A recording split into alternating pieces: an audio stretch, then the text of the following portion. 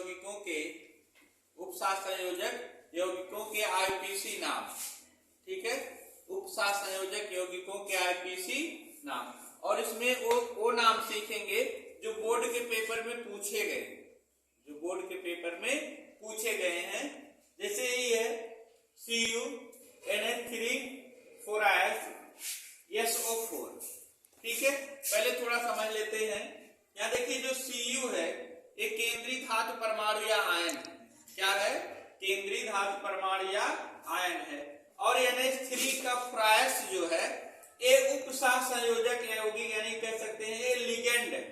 क्या है? लिगेंड। क्या है? लिगेंड।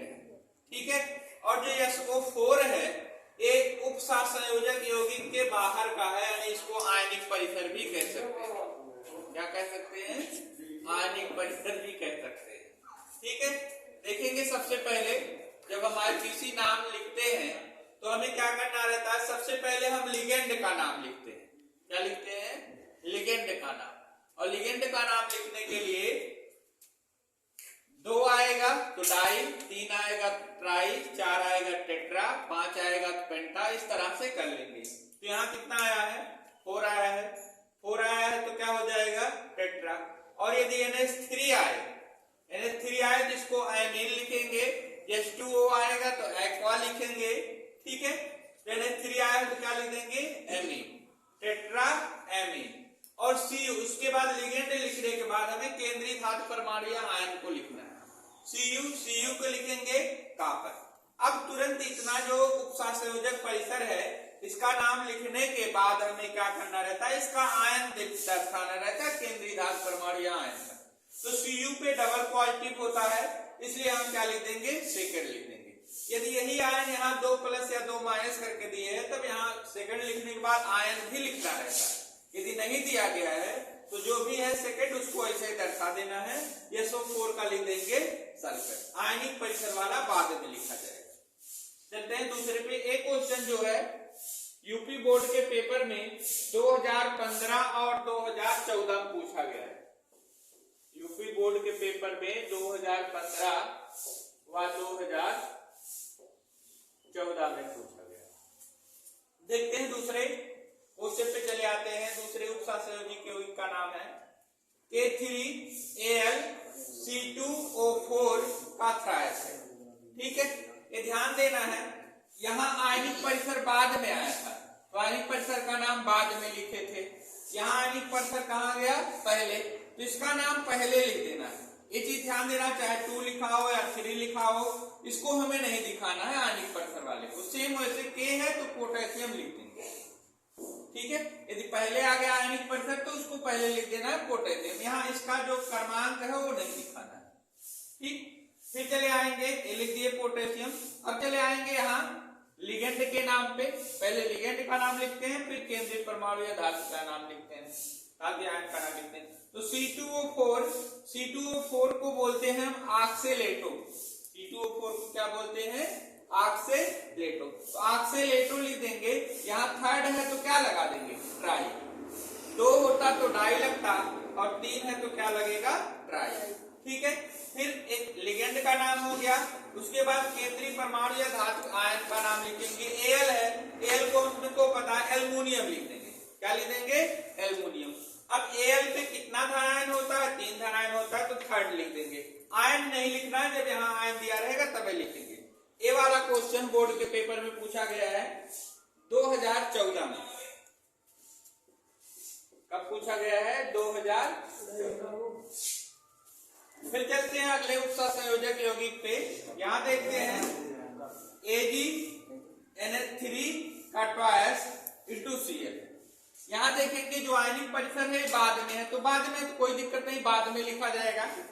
सबसे पहले हम लिगेंड का नाम लिखेंगे। लिगेंड के नाम में देख सकते हैं NH3 का ट्वाइस है, तो ट्वाइस है तो क्या हो गया? डाई। NH3 को क्या लिखेंगे? एमीन। अभी ऊपर ही बताया गया, देखिए NH3 को क्या लिखेंगे? एमीन। अब Ag यानी क्या हो गया? सिल्वर। Ag पे 1 प्लस होता है, यहां से भी देख सकते हैं और यहाँ पे भी आयन क्लियर कर सकते हैं। देखिए Cl पे 1 माइनस होता है, समझेंगे तो Cl पे 1 माइनस होता है, Ag पे 1 प्लस होता है। तो चाहे इसको समझिए चाहे इसको समझिए, क्योंकि जितना आयनिक परिसर पे धन आयन होगा उतना ही उपसंयोजक परिसर पे भी धन आयन या ऋण आयन होगा। ठीक है, तो यहाँ ये फर्स्ट लिख देंगे, ये तो हम समझाने के लिए केवल लिख रहे हैं, इसको मिटा दे रहे हैं। तो Ag लिख दें, यानी सिल्वर लिखने के बाद क्या लिख देंगे, फर्स्ट। ठीक है, उसके बाद Cl जो आयनिक परिसर है उसको बाद में दिया है तो बाद में, यहाँ आयनिक परिसर पहले दिया था तो पहले लिख देते थे। इसका क्रमांक हमें कतई नहीं दिखाना है आयनिक परिसर का। चलते हैं अगले पे, तो इसका नाम क्या हो जाएगा, diamine silver first chloride. यहां जाते हैं, देखिए Fe2O6 और Cl3। यहां देखिए H2O जल है लेकिन जल नहीं लिखना है, ये 6 आ गया तो 6 पे क्या होता है, हेक्सा, और H2O आ जाए, उपसंयोजक यौगिक की हम बात कर रहे हैं। उपसंयोजक यौगिक में यदि लिगेंड में आ रहा है, कहां आ रहा है, लिगेंड में, तब जो है हमें H2O को क्या लिखना है, एक्वा लिखना है। H2O को क्या लिखेंगे, एक्वा। ठीक है, और ये हो गया हेक्सा एक्वा, Fe यानी आयरन, आयरन लिख देंगे। अब Fe पे कितना धन आयन या ऋण आयन होगा इसको यहां से समझेंगे। देखिए Cl पे 1 माइनस होता है, Cl पे 1 माइनस होता है, 3 का गुणा है तो कितना माइनस हो गया, 3 माइनस। तो ऐसे ही हमें समझ लेना, यहाँ कितना आ गया, 3 1 का पता है तो ऑटोमेटिक यानी Fe पे भी कितना धन आयन हो जाएगा, 3 धन आयन हो जाएगा। क्योंकि H2O क्या है, उदासीन है ना, चाहे यहां से क्लियर कीजिए और चाहे यहां से क्लियर कीजिए, कोई दिक्कत नहीं। ठीक है, मिटा देते हैं इसे। आयन कंपल्सरी आयन दिखाना पड़ता है हमेशा केंद्रीय धातु परमाणु या आयन का। तो Fe यानी हेक्सा एक्वा, Fe का हो गया आयरन, आयन दिखाने के लिए बताएं, थर्ड लिख देंगे। और Cl3 अभी बताया ना, एक Cl है तब वो क्लोराइड लिखना है, और Cl3 है तब भी क्लोराइड लिखना है, क्योंकि हमें इसका कितना अणु लिया गया उससे मतलब नहीं। ठीक है, यहाँ लिगेंड वाले से मतलब है लेकिन जो आयनिक परिसर है उससे मतलब नहीं है। तो ये हो जाएगा hexa aqua iron third chloride. अच्छा, नाम लिख देते हैं, कब कब पूछा गया है। ये तीसरा उपसंयोजक जो यौगिक पूछा गया बोर्ड के पेपर में 2015 में पूछा गया, 2015। और जो चौथा उपसंयोजक यौगिक है वो पूछा गया है 2015 और 2016 में। 2015 व 2016। चलते हैं अगले क्वेश्चन की तरफ। यहां देखिए लिखा गया है PTNH3 का टॉय और Cl2। यहां देखिए 2 लिगेंड आ गए हैं, एक है NH3 और एक है Cl2। लिगेंड सबसे पहले पहचानेंगे, पहला वाला केंद्रीय धातु परमाणु या आयन होगा, उसके बाद जो भी बड़े ब्रैकेट के अंदर लिखे जाएंगे वो क्या होंगे, लिगेंड होंगे। लिगेंड 2 आ गए हैं। अब दोनों लिगेंड देखिए, ये अमीन होगा और एक क्लोराइड होगा। तो अंग्रेजी वर्णमाला के क्रम में हमें लिखना रहता है, जो अंग्रेजी वर्णमाला के क्रम में पहले आएगा उसको पहले लिखेंगे और नहीं तो फिर बाद में लिखेंगे।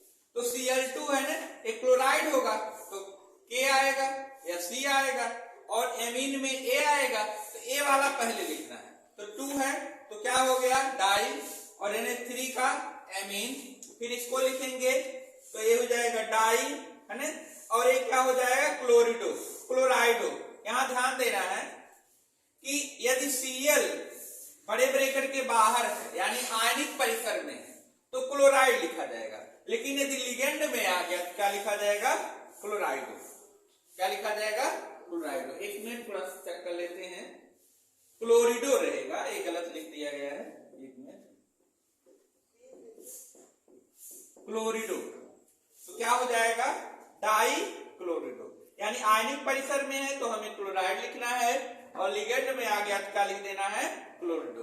अब लेकिन लिगेंड में यदि आएगा तो इसका अंकन भी जितना रहेगा, 2 परमाणु या 3 परमाणु, उसको लिखना है। बाहर है यानी आयनिक परिसर में तो कुछ नहीं, सीधे क्लोराइड रहेगा, चाहे 2 हो या 3 हो या 1 ही हो।